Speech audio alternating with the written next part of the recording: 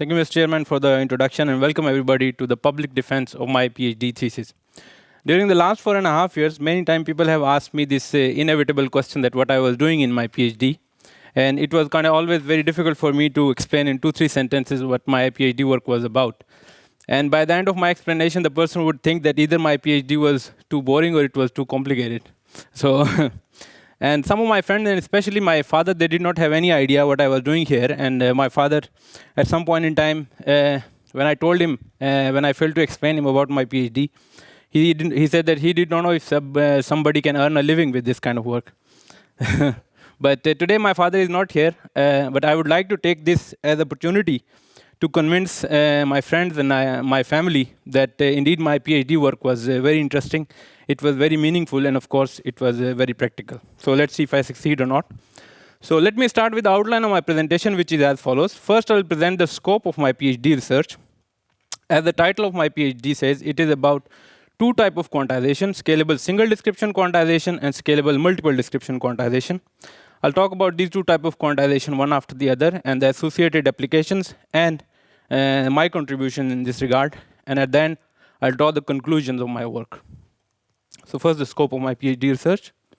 So today, multimedia content such as image or video can be acquired using a variety of acquisition devices, some of which are shown in here. Generally, this multimedia content is acquired on a limited storage portable device. And due to its limited capacity, if we want to acquire a handsome amount of data on this device, the efficient compression of this multimedia content is very important.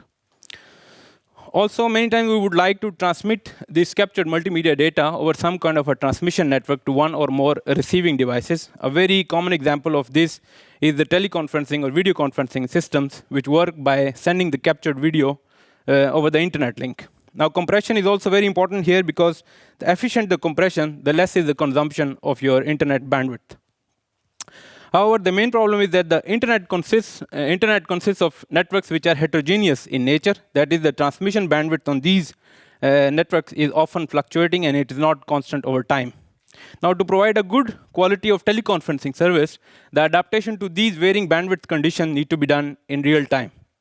Also, in many multicast applications, the aim is to transmit the same multimedia content to a variety of end-user terminals, which may vary in terms of screen resolution, computational complexity, or memory requirements. Now, in this application, a dedicated transmission to each type of user is not feasible.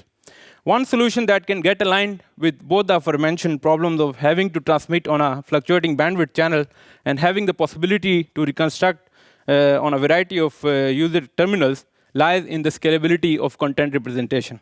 If we can represent our multimedia content in a scalable fashion, we can transmit it over a fluctuating bandwidth channel because we can adapt the transmission rate to the available or fluctuating bandwidth that we have. Moreover, the same multimedia content can now be decoded on a variety of terminals while still meeting the locally imposed hardware constraints.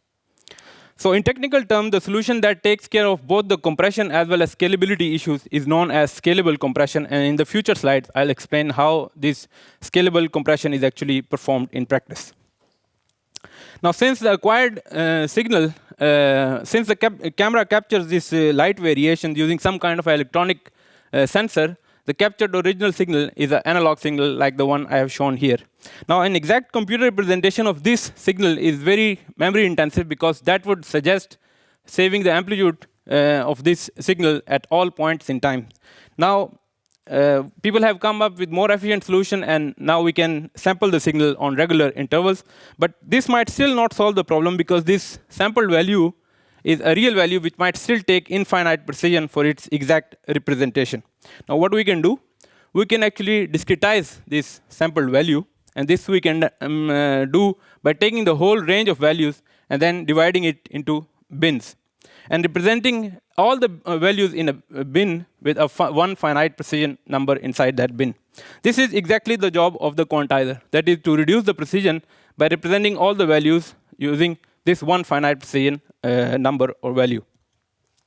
Now, we can reconstruct the signal by building up this staircase-like function like I have shown the one here, and we can now decode our signal by using these line segments which connect these steps. Yeah? And you see here that the reconstructed signal is not exactly the same as the original signal, and there is some distortion also known as the quantization noise. Now we can make this quantization noise small as possible by employing a large number of bins here, but of course in that case we have to store a lot of more data on our computer also. So compression is always a compromise between the quality of reconstruction and the amount of data that you want to store or you want to transmit over the channel. Yeah. So quantization can also be used to perform compression for digital images. In computer, a digital image is represented using an array of pixels, where each pixel takes a binary code of 8 bits, and the decimal representation of this binary code is a value between 0 and 255, where 0 is the pure black color and 255 is the pure white color. Now, if we were asked to represent this picture at half of its original size, that is at a precision of 4 bits per pixel, we can do that using a quantizer. So a quantizer that has 2 raised to power 4, that is 16 bins. An example is shown in here, where it takes the whole range of values and it divides this range into 16 bins of equal size, where each bin has 16 intensity values. And the value between 0 to 15 is reconstructed using 8, between 16 and 31 is reconstructed using 24, and so on and so forth. And if we do that, we can represent the signal at half of its original precision, half of its original data. And we see that here the quality has gone down because we have thrown away a lot of information, but now we have the original image at 50% of its original size. Now, I'm going to explain how we can incorporate scalability using a quantization system. Here I have shown a quantizer with a precision of 1 bit per pixel, and it has 2 bins, the left bin and the right bin. The left bin has the code 1, and the right bin has the code 0.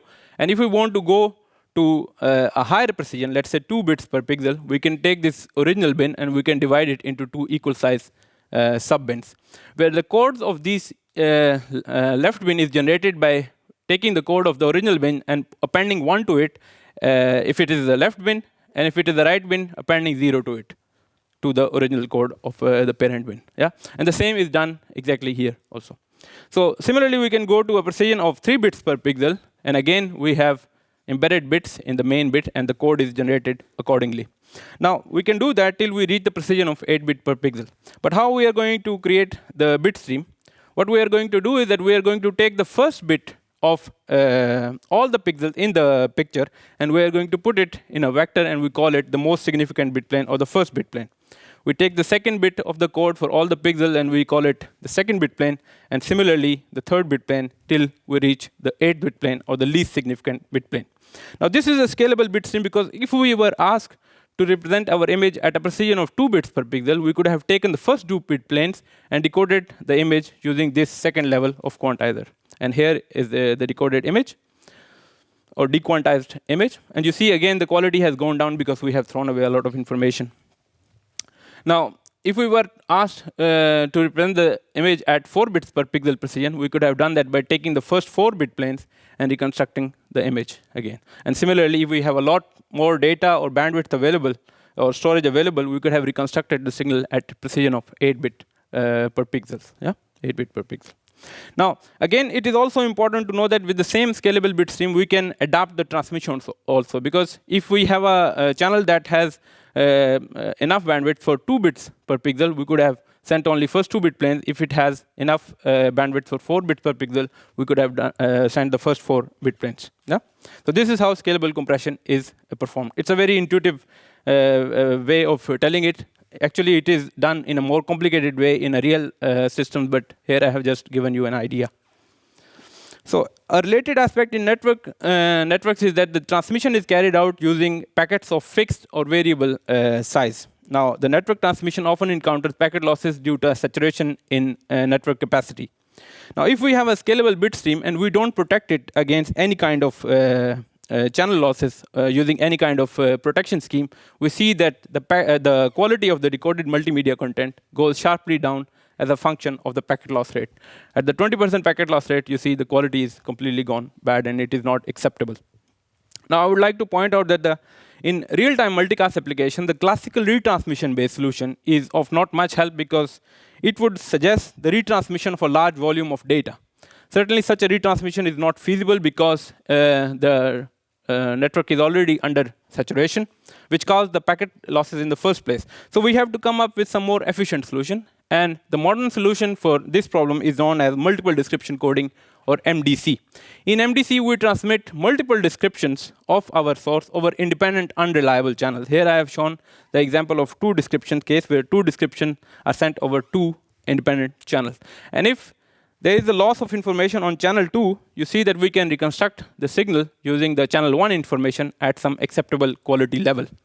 Now, if there is a problem with channel 1 and it is lost, the channel 2 information can help us reconstruct the signal again on some acceptable quality level.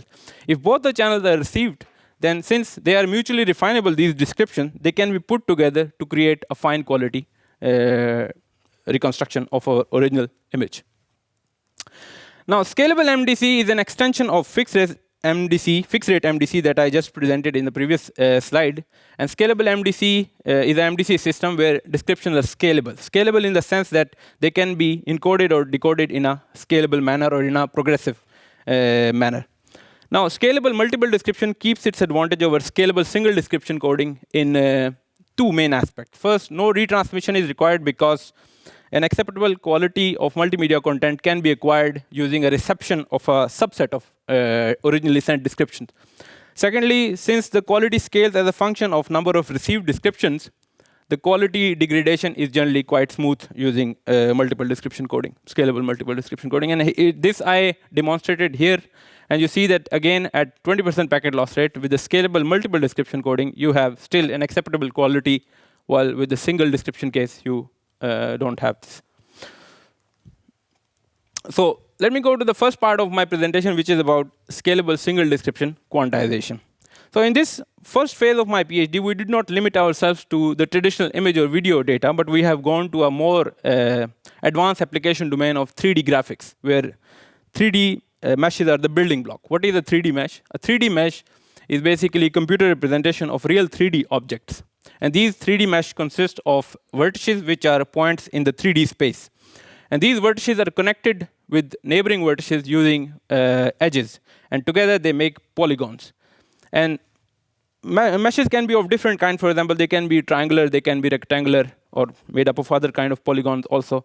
Here, we'll confine our discussion to triangular meshes, for which I have shown an example here. And moreover, we'll confine our discussion to semi-regular meshes, which I will define later. Here, I'll keep myself to some more general aspects. So today, 3D meshes can be acquired using a variety of methods. For example, 3D modeling application, laser scanning, computer vision, etc. And here I have shown an example of a 3D mesh that was created by Mark Prosman using computer vision methods. This mesh has around 70,000 triangles. What Mark did is that he took the pictures of my head from different angles, and then he put them in the computer in an intelligent way to construct this 3D mesh. This mesh is not really perfect. It has certain limitations or certain imperfections. For example, here you might see that there is a small hole in my head. I mean, not in my head, in the mesh. and you see some other imperfection also. For example, that it cannot differentiate between my jacket and my skin. But that's OK, because this is a very cheap way of creating 3D meshes. We did not make use of any high-end laser scanning equipment. Still, we can get an acceptable quality. Now, today, 3D meshes have gained a lot of popularity in many areas. For example, in medicine, medical professionals use 3D meshes for modeling the human organs, and then they use these models to teach operative procedures to the students or to the patients. In virtual reality application, 3D meshes are used to create a virtual environment. And in architecture, 3D meshes are used to create the models of the building that are still to be built. And this way, they can foresee how the design will look like. And of course, the more traditional applications like computer games and motion pictures. I'm sure many of you must have seen this movie Avatar, which made a great use of these highly detailed 3D meshes.